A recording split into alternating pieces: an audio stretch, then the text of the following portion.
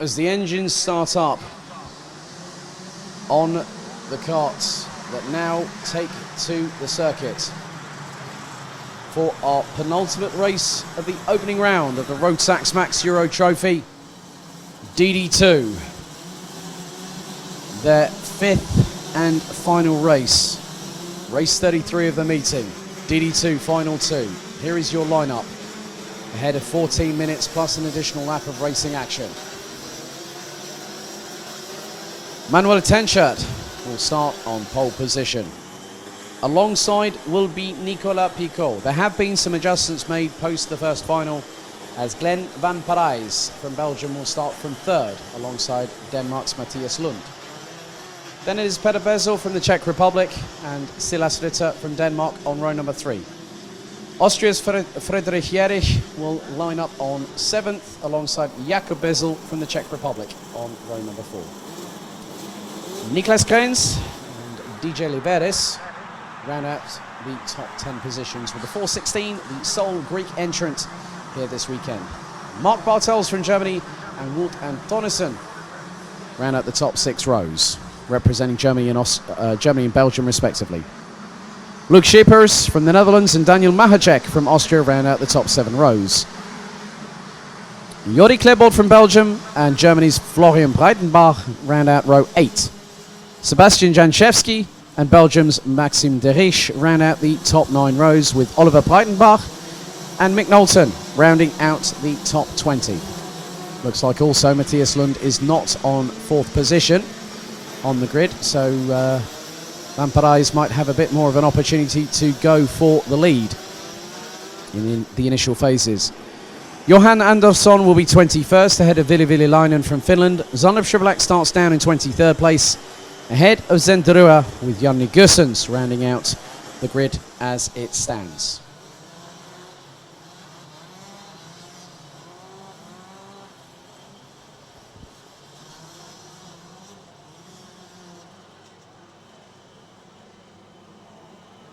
We come to the conclusion of a penultimate category, and having new life breathed into it has really changed the landscape.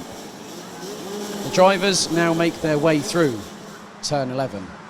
They're blipping the throttles on the Rotax Max Evo engines, getting themselves primed, getting themselves psyched up, putting themselves into the zone, ready to go into battle when the red lights go out.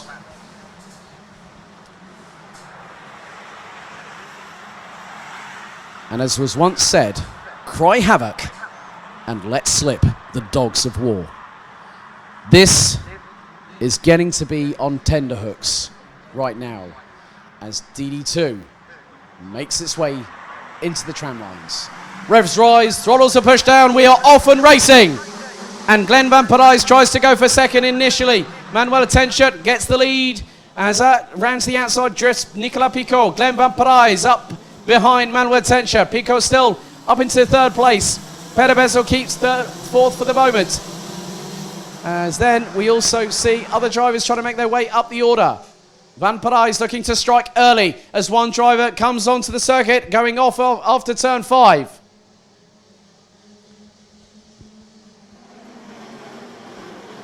As now Van Parijs trying to close up through turn 7.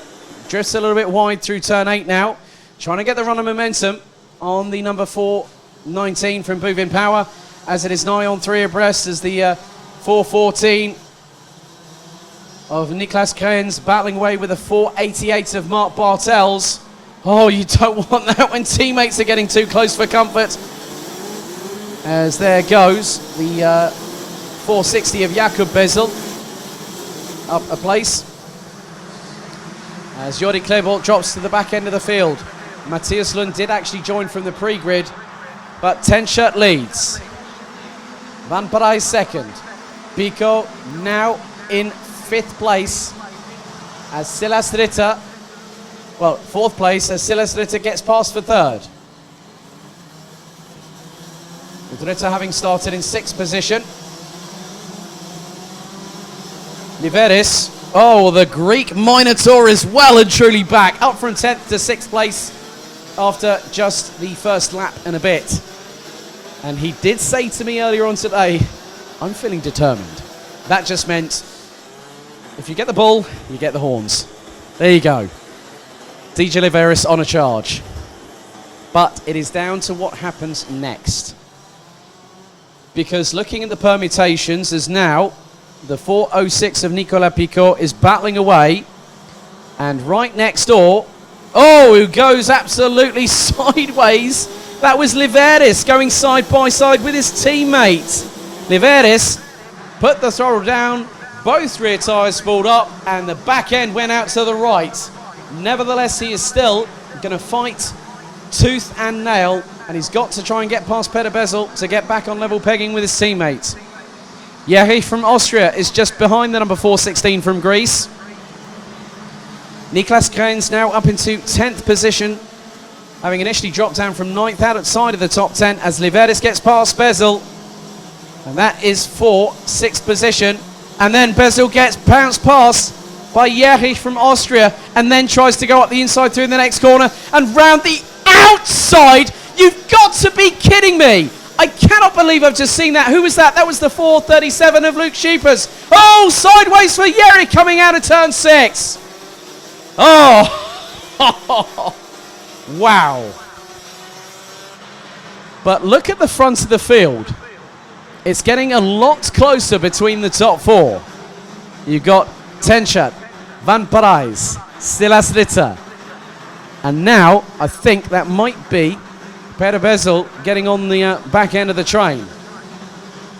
No, it isn't, because you've got the 478 now, who I think, well, that's Matthias Lund. Matthias Lund is a back marker now. So they'll have to, let's just see how the timing reacts here. So Ritter is 3rd. Matthias Lund showing us there's an X across by the timing screen. So Jordi Kleebot has retired, ending the Belgians' weekend quite substantially there. But Luke Scheepers going around the outside of turn 5, around 2 different drivers as Niklas Krenz struggles for traction. Oh, up the inside goes Scheepers. Oh, right rear wheel on the grass. Oh no, Scheepers goes off and loses 3 positions in the process. Oh my goodness, you cannot call what's going to happen here. But Scheepers comes flying back past the resurgent Zander Schriblak from Belgium. So Schriblak started all the way down in 23rd.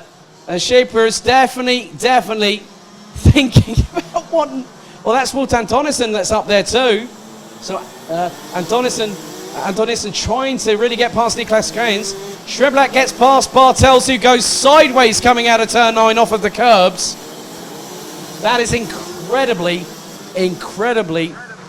treacherous there off of turn 9. As Luke Scheepers now trying to do another outside move a bit further down the order, as then Zander Schriblak hangs out Antonissen to dry and gets past for P12. But then you look at the battle between the likes of, well, Silas Ritter getting ever so argy-bargy. And I think that might be with Manuel Tenchat, because now Glenn Van Parijs is leading. Him and Zentarua were the top 2 non-qualifiers based on their non-qualification practice times from earlier on in the week. And now, oh my goodness me, there has been a dynamic change to this race, because Silas Ritter has got past Manuel Tenchat. Now, coming into this race, Van Parijs was on 16 points in 3rd place. He now leads. That gives him an aggregate of 41 points. Even if Tenchat finishes in 3rd place, it is on the count back rule, and your last result is the one that is classed as the more significant. So Van Parijs needs to now start putting down the hammer, put in the qualifying style laps, as Silas Ritter has set the fastest lap on lap number 3. We're on to lap number 6. Silas Ritter is about 1.3 or so seconds away from Glenn Van Parijs. Zander Schriblak still battling away. This time it is with Niklas Krenz. As Ritter now trying to get past. I think there's some back markers up ahead. One of them is Florian Breitenbach, So what this is allowing, now that I'm really okay, we've now got lap traffic added into the situation. This has really, if I'm honest here, well, the funny thing is I've just seen, hang on a second, now Matthias Lund is up in second position. This now again changes things, because if Manuel Tencher finishes in fourth place, that's 13 points, putting him on 28. Glenn Van Parijs wins, that's 41, because he's had 16 from race 1, final 1, and now race 2, taking a victory. But there are still 6.5 minutes of this race to go. So what do I say? Game on. It is about who wants it the most, who's going to push, who's really going to go for it. And now the fastest lap is in the hands of one Zander Schriblak. Schriblak started on the penultimate row of the grid and has made headway, while Zenderua has been stuck down in 22nd position.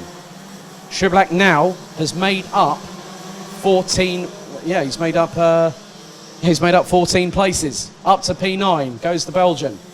And very soon, if Jakob Bezel, the defending champion who he was battling with last year, has a drama, that's another position. There is still enough time for Zander Schriblak. I think, I'm just looking at the gaps between, so close on Jakob Bezel, but then there's a 3.1 second gap back to Nicolas Picot from France. So 24 drivers still racing. One retirement as Yuri Klebot did not make it past the end of the first lap. But actually didn't look like he took the start, unfortunately. So now we have Silas Ritter taking second position. And I'm just going to work something out here. Manuel Tenchert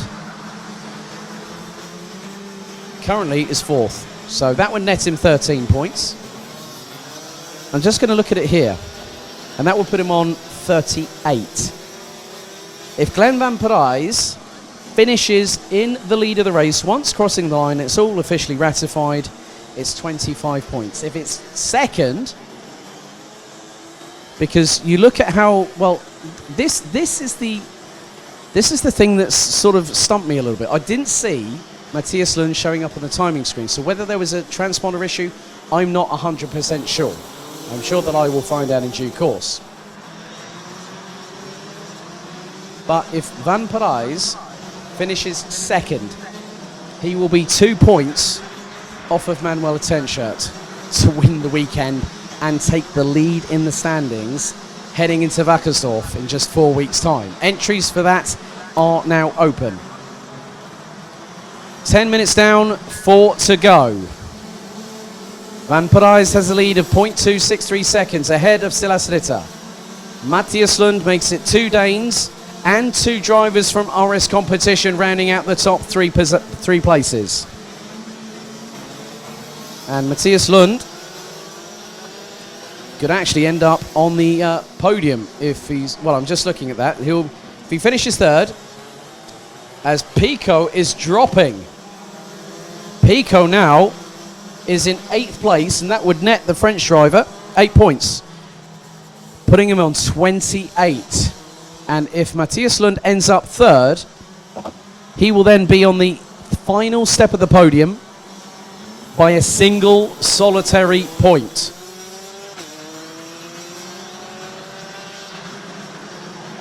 Van Parijs just keeping it calm, not doing anything untoward, making sure that he mitigates the gap between himself and Silas Ritter.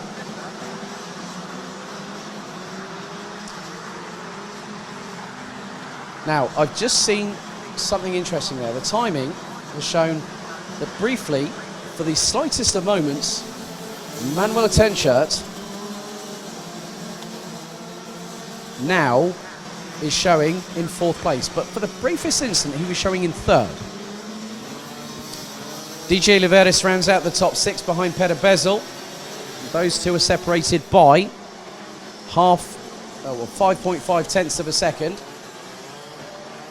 as we are getting towards the end of this race. Just a quick reminder, those that have been given transponders, please make sure you take them to the race office. All transponders need to be taken back to the race office, and also to collect your respective driver's licenses. So make sure that all transponders are returned back to the race office as required, and also to get your license, your competition license back. Coming into the last minute and 45 on the clock, still to go. Van Parijs is around 3 laps away, effectively. 2 to 3 laps away. So we are on now lap number 11 in this 33rd and penultimate race of the weekend. The final race out of 5 for DD2. And I could see the burning passion earlier on this weekend through Glenn Van Parijs. Had a really, really nice man. Really, really good guy. Been racing in Porsches, but he's come back to karting. He's doing some driver coaching now. And you can tell by the experience, the way he carries himself. Okay, in many respects, sometimes drivers do get a bit animated. But Van Parijs has weathered the storm, kept going, never given up. And that is the sign of a driver that has that will to win, that will to succeed above everything that is thrown at them, at every turn, at every moment. So now, Van Parijs goes on to the penultimate lap on the 419 from Bouvin Power, representing Belgium. Sander Schublak now up into 7th behind DJ Liveris. No, Liveris has got past Peter Bezel to go P5 in the final race of the weekend, and he could even get past Manuel Tenschert. Oh my goodness me. Tenschert, he said, well, I'm going to see what happens, and he got the win for final 1. But now Liveris, who I spoke with earlier on, oh, now there is a trailing bumper on the back of Peter Bezel. Oh, the right bumper, the right rear of the bumper is trailing Bezel. I'm wondering if he's aware of that, because that might have been through a little bit of contact. Yeah. Oh, he's gone into the side of Liveris, bouncing off of the curbs, and Schublak's gone through. And I think that was a bit too robust, as that bumper is not going to last much longer if Bezel is not careful. So I spotted that straight the way through, and that means that Sander Schublak now goes up into 5th place. So that is a mechanical black flag in my honest estimation for Peter Bezel. So the last lap board has been shown, and I'm sure that this guy is going to be celebrating the way he did last week at the B&O Karting Series. Tenschert up the inside of Schublak, through into turn 2 for the final time. Liveris trying to keep with them. Bezel dropping off the radar. Schublak up the inside of Tenschert through turn 4, threads the eye of the needle and makes it 6 through 5. Oh my goodness. That's a hell of an overtake on the final lap of the race. Wow. DD2 never ceases to amaze anybody, let alone myself. But Sander Schublak now will move ahead. But Glenn Van Parijs from Belgium, from Bouvin Power in the 419, negotiates the right-hand sweeper at turn 10. Powers out of turn 11, the left-hander. And now we have another Belgian winner in final number 2. Proficiat Glenn Van Parijs from Belgium takes the checkered flag and wins final 2 in DD2. Convincingly ahead of Silas Ritter. Matthias Lund takes 3rd place. Sander Schublak with another dynamite drive, up from 23rd to 4th at the flag. DJ Liveris in 5th, Peter Bezel in 6th. Manuel Tenschert, what could have been for the Austrian? And some you know what, the 2 title protagonists for last year's B&L Karting Series, fist bumping on the cool down lap. Those 2 guys have the utmost respect for each other. Utmost respect. Nicolas Picot was started on the front row, but would end up 8th at the flag. Jakob Bezel, the defending champion, in 9th at the end of it all. Mick Knowlton Started down in 20th, finished in 10th place. Friedrich Jerich in 11th. Niklas Krenz and Mark Bartels, the 242 competition teammates from Germany, take 12th and 13th. Ville Villelainen recovers from the back part of the field to finish in 14th, with Luke Schepers in 15th place. Wout Antonissen rounds out the top 16 ahead of Sebastian Janczewski. A difficult day in the office for the Polish driver, down in 17th. Daniel Machacek in 18th. Jan Negussen's 19th. Florian Breitenbach in 20th. Zenderuer 21st. Oliver Breitenbach 22nd. Maxim Driesch and Johan Andersen round out the top 24, with Jordi Klebo not making it onto the start grid. But we have had a couple of penalties issued post-race. 4-3-7 of Luke Schepers will get a 5-second time penalty for forcing other drivers off the track in the eyes of race control. And also Niklas Krenz